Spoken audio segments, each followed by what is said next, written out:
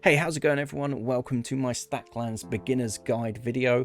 I'm just going to preface this video very quickly with a minor spoiler warning. I'm not going to spoil the end game content or anything like that, so that's not going to be spoiled for you. What will be spoiled at the very beginning when I start the new run, top left of the screen, there is going to be a quest log. There's going to be an ideas log as well. So the first few items in that quest log, that quest chain, and the ideas chain will potentially be spoiled. The other thing that will potentially be spoiled as well is the card pack names and prices. When you first start the game, you are only given the option to buy one pack, but as you progress through the game, you'll do some of the quests, which as you do these quests will unlock the option to buy new card packs. So just keep that in mind. This is a minor spoiler warning. I will not spoil the end game of this, but the very beginning and obviously the card packs themselves will be spoiled in this video. So if you don't want that spoiled, I would suggest turning off now.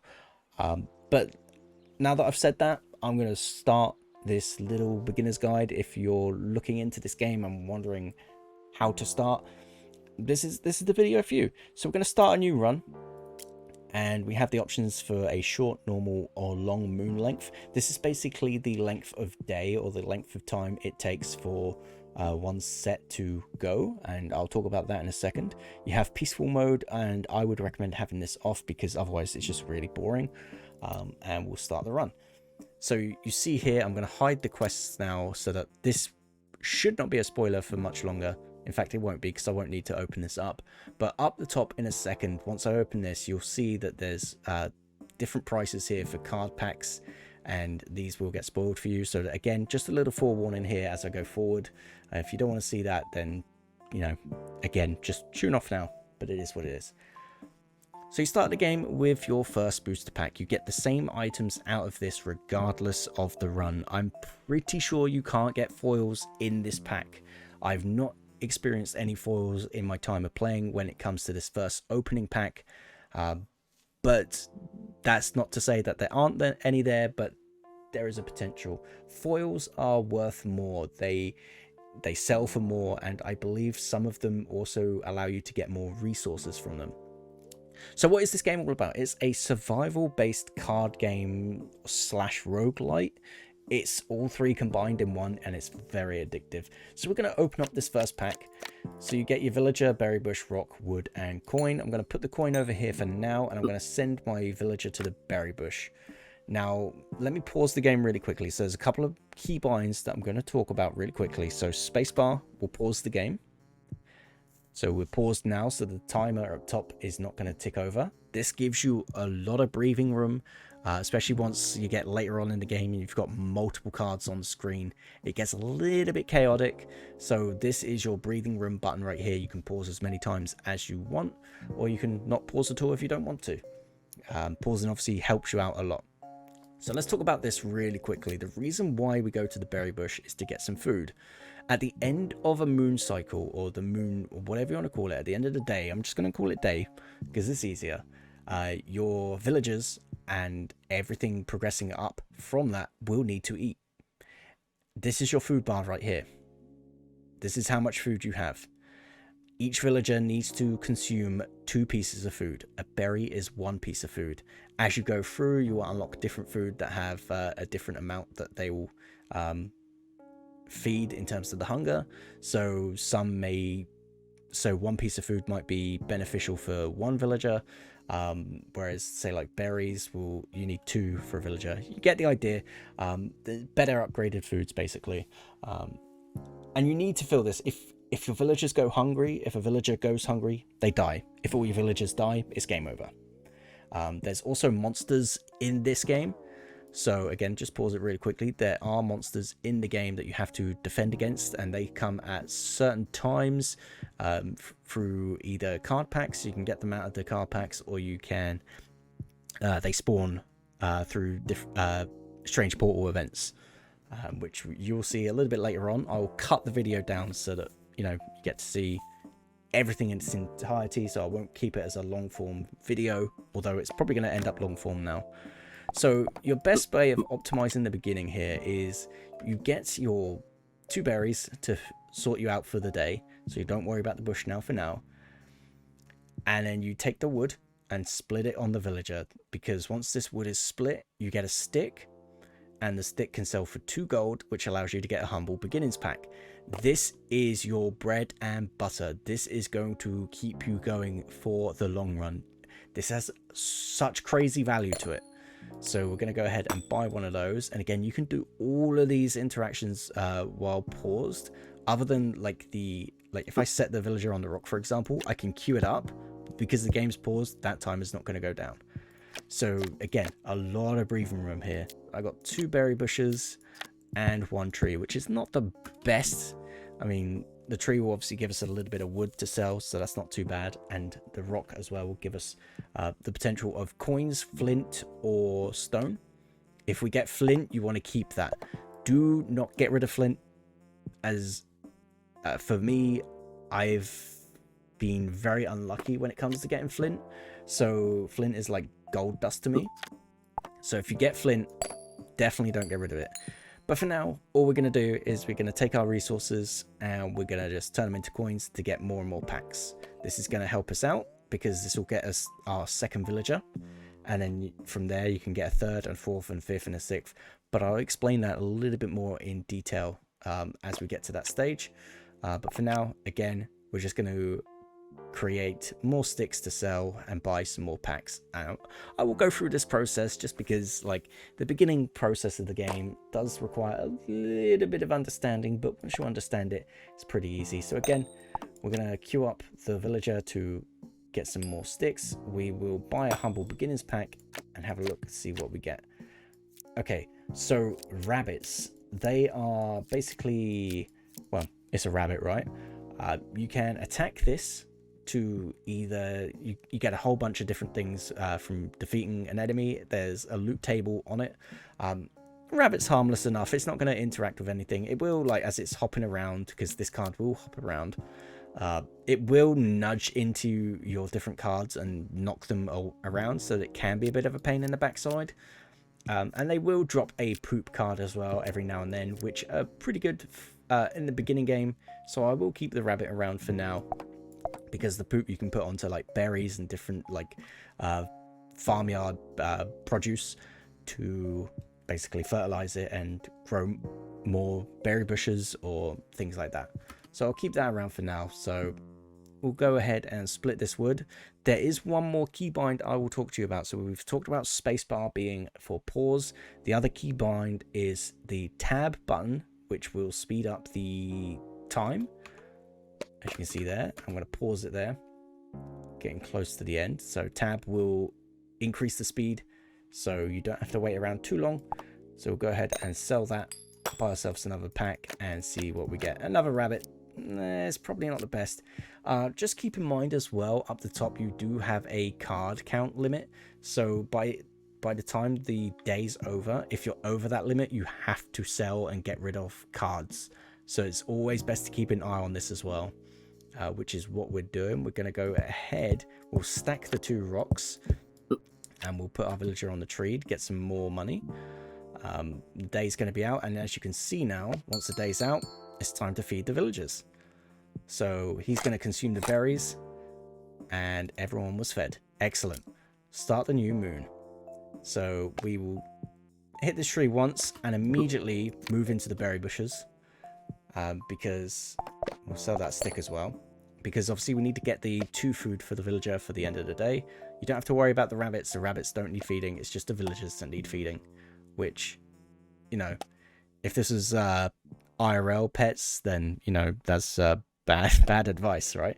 So there's our 2 berries. So we can go back to the tree, get some more wood out of that and get some sticks, which is good. We get some wood as well from the tree. It's pretty good. It's not too bad. Again, kind of hoping that we get... Just going to drop him on the rocks here. I was just thinking of what I wanted to do here, but kind of waiting for these to poop out some, well, poop. And you can see here with the rocks, again, they have a loot table of coins, flint, and stone. They're the 3 things you can get out of a rock. In terms of trees, it's just wood or sticks. There's no coins in the trees, unfortunately, because money doesn't grow on trees. That's that's a terrible pun. I'm sorry. But yeah, so what I'll probably do here, guys, is I will fast forward up until a point where I feel like you guys need to learn things, basically. I say I'll fast forward, it's more of a chop edit. It'll be like a blink of an eye to you, but to me, it's gonna be a little while. Okay, I say it's gonna be a little while. I'm just gonna show you really quickly. It doesn't matter which way you stack the poop on top of the berry. You can either do it this way, or you can do it this way. That will start the growth of a berry bush. You can put other items in here as well, like carrots and stuff, which obviously you can get from killing rabbits, getting them out of card packs and all that kind of jazz. Does take 120 seconds for it to grow. You can upgrade this growth time with certain buildings, which we'll get into a little bit later on. But for now, obviously, you see I have another poop there, so I'm going to put both the berries in there and move my villager to the berry bush just to get some more berries. Obviously, buy another pack just to see what we get. Just some rock, just some stone and a rock. So we got a lot of stone. Go ahead and sell that. Get another 2 packs. 1 second. There we go. And out of these 2 packs, got some soil. Excellent. Soil is amazing. Soil is absolutely amazing. You can see now 120 seconds. Still 120 seconds, but soil will always remain. It will always remain. And you need the soil to build on top of to increase this timer. So from 120 you can go down to, I think it's like 50 seconds on some things, which is just insane. So again, you can see here now that I'm over my card cap capacity. So I don't want that to be a thing. I want to keep all the cards that I've got. And you can see now I have 3 rabbits because I got another one out of these card packs, which is a bit of a pain in the ass, but it is what it is. So just again, as a warning, I am going to be spoiling what would be ideas. So keep this in mind. This is a bit of a spoiler, so if you don't want a spoiler, just skip ahead like 30 seconds or something. Okay, so what you want to do here now to increase this card cap is you're going to want to create a shed that is wood, stick and stone. You put the villager on top and that will craft a shed that increases your card cap by 4. And you're going to go, I'm going to go ahead and show you that.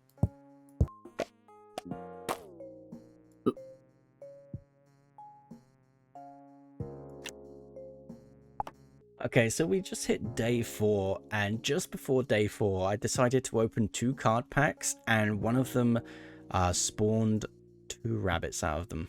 So we now have a total of 5, so we will end up taking care of that and bringing our card count down a little bit, because these do add up to your card count. So I'm going to go ahead and take care of one of those. And we got some raw meat. Excellent, excellent, excellent. We will sell that because we have no use for it right now. We need some berries, so we're going to go ahead and put our guy on the bush and buy ourselves a card pack in the meantime. And we have our second villager. Okay, so this is where things get interesting now, because we won't get any more villagers out of card packs. You only get your second one if you only have 1. So to get more villagers, we have to create a home for them. And I will show you that in just a second. Okay, so we're going to go ahead and create a home for these villagers. You can see here that I made sure to have a lot of berries just to keep us going. Now, we will end up consuming 4 of those, so we don't need to worry too much about our card count for now. So to create a home, again, just a spoiler warning for you. If you don't want to see how to create a home, skip forward about 30 seconds. So to create a home, you need 2 wood, 1 stone and a villager on top, and that will create your home. And we'll just fast forward here really quickly. I say quickly, but you know, it is what it is. There we go. We have our house. So we're going to go ahead and put both our villagers in there, and that will create a baby, and a baby will only need 1 food. Once it's grown up, it will need 2, much like all the villagers. And you can see here, I was 1 card over my card cap because these rabbits are pooping everywhere. So I'm just going to sell all the poop.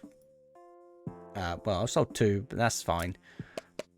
And we're going to take care of one of these because they're going to be a bit of a pain in my backside for this run, just for explaining certain things. So with raw meat, I will explain this really quick, just a tip for you. You cook this on a campfire. This will not increase its worth. So you can see in the bottom left hand corner, it tells you exactly how much a card is worth. So as you can see here, this is worth 2 gold. This is worth 1. This is worth 3. When you cook it, it doesn't increase its value, nor does it decrease it. The only thing that cooking that will do is obviously it'll allow your villagers to eat them, but we're not really concerned about that, so we will just go ahead and sell that. You can keep it. There's other recipes that I won't spoil, but there's other recipes that you can use for it, but early game, it's not really worth it. You can just use it to get the gold. That's what I would do anyway. Good value for money is these humble beginnings. We'll just go ahead and buy a whole bunch of these. So you can see here now, I have 15 coin, and that's just from the Humble Beginnings packs, which is very good value for money. You can really make a lot of money with these packs. So if you're looking for buyings, the more expensive ones might be worth looking into Humble Beginnings, especially late game as well. Especially late game. There we go. We have a berry bush, so we are going to send our spare villager onto that berry bush. And you can see we have a foil. So this foil is worth 5 gold instead of the 1. So we're just going to sell that. There's nothing really special except for the additional value that it gives. If this was, say, a rock, then there's a chance this will give you more resources out of it. But other than that, it's just worth more. So we'll just sell that. So that's good. It's also nice to show the foils here because it's obviously not something you see often. There's quite a rare spawn to get foils. And we got more rabbits. So lovely. Just as a heads up, if you stack 3 wood and put a villager on top of it, that will turn the wood into a plank, which you do need for much more medium to late game crafts. But otherwise, you know, something like that is not going to stack it into a plank, turn it into a plank if you put a villager on there. So if you're going to if you want to mass turn wood into sticks, you have to do it one by one. You can't put the villager on there and hope for the best, as I found out the hard way once. See, now you can see I have 15 cards, too many, so we now have to clear up 15, which is why you always want to keep an eye on how many cards you have. These rabbits are going to be a pain in the backside. The coins do not add to your total card count. They are a separate entity unto itself, so you don't need to worry about your coins taking up room here. So as you can see here, in the middle of buying all these packs, I managed to get out of a rock flint. Do not sell flint. This is like gold dust. I personally struggle to find flint all the time. You can get it out of 2 ways. One is through a quarry, which you'll find out later in the game, and the other is smashing up the stones, smashing up the rocks, sorry, and hoping that it comes out of a rock. These are like gold dust, so if you get them, definitely don't sell them unless it's, you know, unless you're dire, pretty much. You can also see I crafted another shed in the process of carrying on. Okay, so I'm going to go ahead and craft. As you can see down here, I'm creating a spear. You can use these on villagers. I'm going to move the home over here to the right just so that they're out the way. You can use these on villagers to turn them into militia. Just a heads up with that is the militia will interact with things much slower than villagers, and again with their upgrade, which I won't spoil in this video, but you'll understand that there are upgrades further on some cards and things like that. Obviously those as well, the upgraded the next step up from militia is again a lot slower to interact with things like rocks, trees, buildings, anything that villagers interact with. The militia are much slower, but where they make up for is they're good at defending your villagers. So obviously you want militia because later on you'll have enemies come to attack your village or attack your land, so you need people to defend it, right? And that's where you want to have some villagers turned into militia. So here you can see I'm in the process now of turning a villager into a militia just to deal with these rabbits, and eventually when we do get attacked, it's always good to have something there to deal damage. And I'll show you the difference in power between the militia and the villagers. So you can see here, he missed, so that's clearly showing it off. I'm going to pause it real quick. You can see here he did 2 damage. On the stats, you can see bottom left, he has an 80% hit chance with a damage of 1 to 1. The villagers have a hit chance of 60% and have a damage of 1 and 1. Their attack speed is, they will attack every 2 seconds, whereas the militia will attack every 1.5 seconds. And will do, hopefully, more damage than a villager. Obviously, the next step up I won't spoil, but you know it's an upgrade, you know. You can see again, I don't know if I mentioned this earlier, but raw meat we're just going to go ahead and sell, just because for me it's just free gold. Like, there's better options in terms of survivability for feeding your villagers, so I'm going to go ahead and just sell that. Okay, let me tell you about the bone. The bone, what it's used for. This again is a little bit of a spoiler, so skip ahead about 30 seconds. It's worth keeping, but you will get these pretty frequently. All you need to do is, when you do get attacked by the enemies, there's a chance that a wolf will be one of the enemies. Just give the bone to the wolf, stack it on top of the wolf, and it will turn it into a dog, and it will become a friendly dog for your village.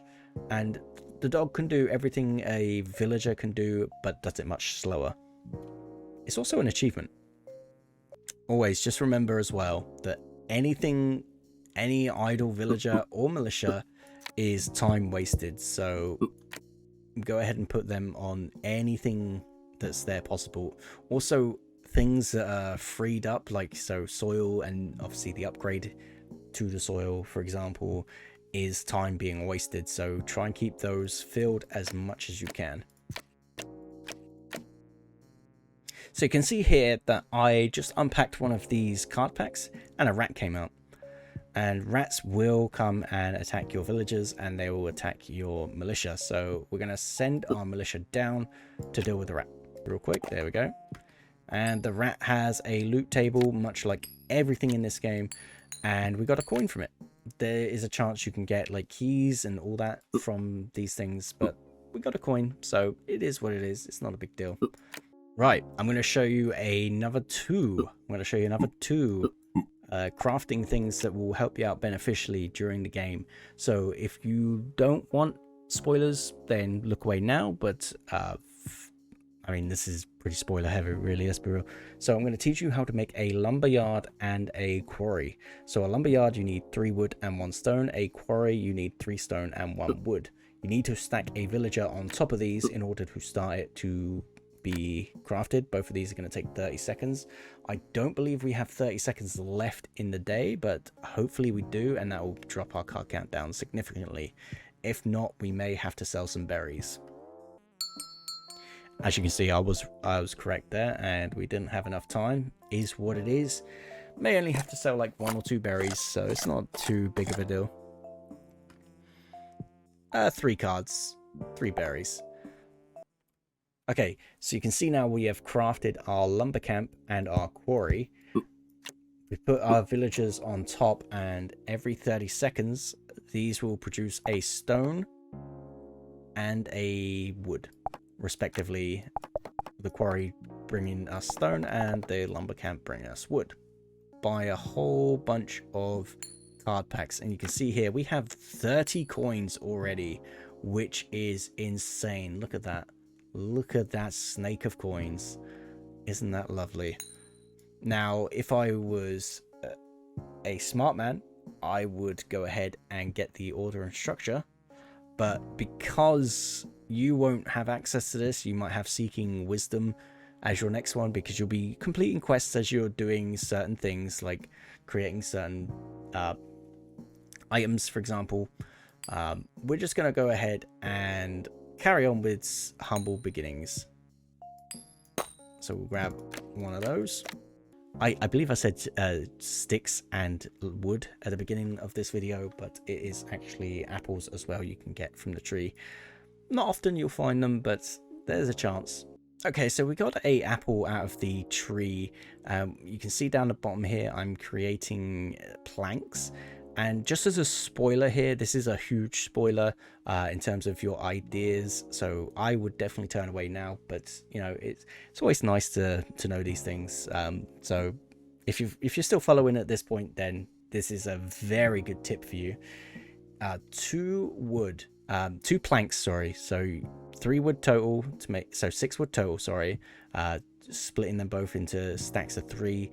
Putting a villager on top will get you planks. You need 2 planks. You need 2 bricks. Again, respectively, it's 3 stone on top of each other will make a brick. So 2 planks, 2 bricks, 1 soil will create a farm, and that is where you will create food a lot quicker. So that's a really good tip for you there. So there we go. We have our first plank. And I really love the Ed, Edd and Eddy reference there with the smiley face on it. Okay, so you can see I have a key. This came out of one of the Humble Beginnings packs. It's worth keeping just for achievement based things, because there will be an option later on to get a treasure chest, and to open it you need a key. So it's worth keeping, but you know, if you need to sell it, it's not that big of a deal. They're pretty. I find they're pretty common. So here we go. There's 2 brick, 2 plank, soil, and a villager. This is going to create a farm. Just so you're aware, so it's 30 seconds here. Just to keep in mind, is 120 seconds to grow an apple tree. So once this is built, we'll compare the 2. Okay, so we have our farm here now. We'll put the farm into the we'll put the apple into the farm, sorry. Here we go. And that's completely halved the growth time. Instead of it being 120 seconds, it's now 60 seconds. Right, now you know I said that we need to keep the flint because we're going to have a use for it later. Here is that use. Again, it's a bit of a spoiler, but I'm going to let you know now. 2 flint, 1 stone, 1 wood. Villager on top. Creates a mine. Right, so I've created another spear because I know very soon we're going to have a strange portal spawn on one of our next moon phases. Not entirely sure if it's this next one, but it is random. Sometimes I've had it on 10, sometimes I've had it on 18. It might just be set at straight up 18. Okay, so I lost about 10 minutes of recording there, which is kind of unfortunate, but you know, it is what it is. It's my own mistake. So what I had is on Moon 12, I had the strange portal spawn. What I'll probably do is I will play another game. So obviously the screen will be a little bit different here, but I'm going to play the game up until a point that a portal spawns, and I'll explain a little bit more on how the portal there works. So just as a heads up, everything that I have here is going to be completely different in 3, 2, 1. Right, there we go, guys. There we go. Strange portal has opened. And again, I'm only making this little gameplay to end this video, just to show you how the strange portal works and things like that, because my idiocy lost 10 minutes of the footage, which was this exact part. So we also have a traveling cart. So you may also have these come along, and this is where I won't show you the interaction here. So basically, give him 5 coins, he'll give you a random card. Any random card. Could be really good, could be, well, you'll have to find out for yourself with the traveling cart. But this is somewhat of your, you're going to be wanting to pump coins in here for an end game item. I'm not going to tell you what it is, but just a heads up there. I'm going to turn all my villagers into spearmen here. You wouldn't be doing this normally, but for this gameplay, I'm just trying to speed things up here, just so I can end it and edit it for you guys. So once this spawns, there we go. We have 2 rats now. Funnily enough, in the recording I had, we had 2 goblins. This time we have 2 rats because, of course, we do. The weaker of the things that can spawn. Now I'm going to show you a little tip with this. So you can see they split up quite nicely here. So what I'm going to do is I'm going to take my cards. And you can see what I'm doing here is I'm blocking this one off. While these, I'll just use the 1 militia for now, just so I can show you. But you can block the enemies off with cards, so that they can't like have an easier path to you. And they'll just bump into the cards, bumping them away as they do to try and get to you. So this is a really useful tactic if you have like harder hitting enemies spawn. Obviously rats, it doesn't really matter so much. We can take these out like in one go. Bam. But you can see like they'll nudge cards away to try and get to you, but you can just easily defend that. Just like stack cards in front of them, block them in a little bit, and deal with them one by one. That's a really good tip for when you get the harder enemies. But anyway, that's going to be it for this video. Hopefully you guys enjoyed it. If you did, hit the like button and subscribe if you are new, because that really helps me out a lot. And until then, I'll see you in the next video.